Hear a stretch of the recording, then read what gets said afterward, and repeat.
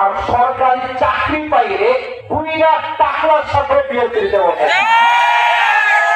আপনার চান আপনি আপনার মেয়েকে বলবেন যে মা, জামাই যখন খুঁজবি টাকা ওরা নয়, চরিত্রবান জামাইকে খুঁজে বের করতে হবে না। আপনি বুঝাই দিবেন তোর জামাই হিসেবে কামটা খুব পারফেক্ট নয়, তোর জামাই হিসেবে 3-10 যুবকটা সবচেয়ে বেশি পারফেক্ট হবে। আর মেয়েদের রুচি খারাপ, 3-10 পছন্দ হয় না, গাঞ্জা খোর সবচেয়ে বেশি পছন্দ হয়। এরপর যে বাংলাদেশে আছে না, বলেন বলেন বা আসো খায় সেই লেভেলের বা। আরো সেই বেটা নিজের জীবনটা নষ্ট করলো গাঞ্জা খাইয়া, ও তার বইয়ের মূল্য বুঝবে কেমন করে, বলো আমাকে দেওয়া। আমার প্রিয় বোনকে আল্লাহ তাআলা দিনদার যুবক দেখে বিয়ে করার তৌফিক দান করুন, পরে সবাই আমিন।